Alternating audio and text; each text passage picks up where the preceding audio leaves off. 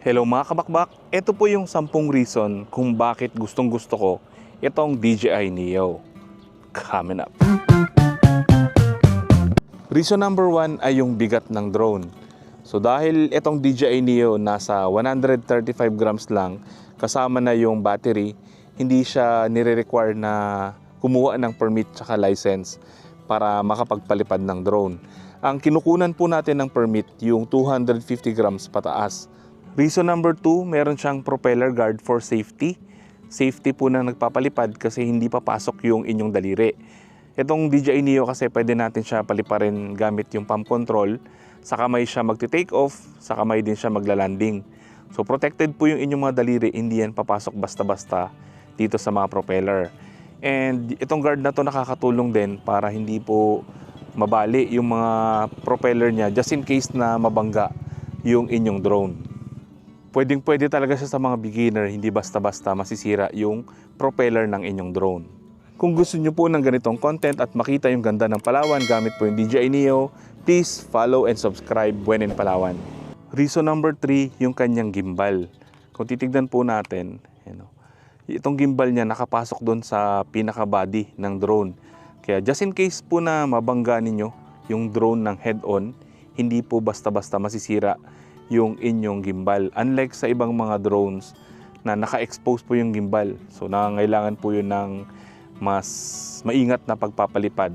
And alam nyo ba, itong DJI Neo, pwede nyo pong mapalipad ng nakatakip yung kanyang cover. Kahit nakatakip yan, pwede nyo pong mapalipad. Hindi sasayad yung kanyang gimbal dun sa cover. Hindi rin tulad sa ibang drone na delikado at nai-on nyo yung drone kasi tatama at pwedeng masira yung inyong gimbal. So kung beginner kayo, pwede nyo pagpraktisan yung DJI Neo nang nakakabit po yung cover para maprotektahan din yung inyong mga gimbal. Reason number 4, meron siyang iba't ibang paraan kung paano natin siya makokontrol. Pwede nyo siyang mapalipad at magamit ng walang controller. Pwede nyo siyang mapalipad gamit po yung cellphone. Pwede rin nyo siyang mapalipad gamit yung controller na kasama. Yun po yung maganda dito sa DJI Neo. Kahit saan dyan sa tatlo, pwede nyo siyang magamit at mapalipad. Reason number 5, yung tibay nitong DJI Neo. Dahil nasa 135 grams lang yung kanyang bigat, kahit po mag-crash yung drone, hindi po siya basta-basta masisira. And kung mapapansin nyo po, naka-fixed yung itsura ng drone, hindi tulad sa ibang mga drone na nagfi-flip yung parts ng drone, kaya pagka nabangga or nag-crash yung drone, pwedeng masira or mabali yung parte na yon. Pero dito kay DJI Neo, as is siya, as in buong buo, walang nagfi-flip maliban dun sa kanyang gimbal na gumagalaw. So yun lang, the rest naka-fixed po yan. So kaya napakatibay nitong DJI Neo. So itong drone ko ilang beses nang nag-crash, nasa 8 feet. Tapos bumangga na rin siya sa poste, nag-crash na siya sa buhangin, ayos pa rin. So napakatibay nito. Perfect talaga siya kung kayo ay baguhan. Hindi kayo mangangamba na masisira basta-basta yung inyong drone.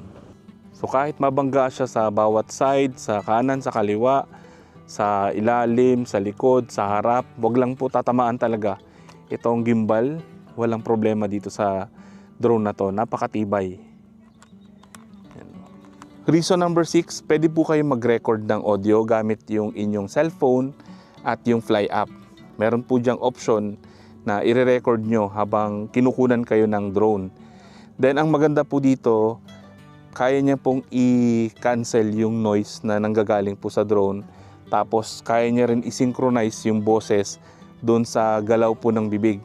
So hindi nyo na kailangan pa i-synchronize pagdating sa editing. Yung AI na mismo yung gumagawa po nun para sa inyo. So mas madali siyang gamitin for vlogging kung ito yung mga equipment na meron kayo. Dagdag ko lang, itong DJI Neo meron siyang internal storage. Kaya niya pong mag-store hanggang 22 gig na photos and videos.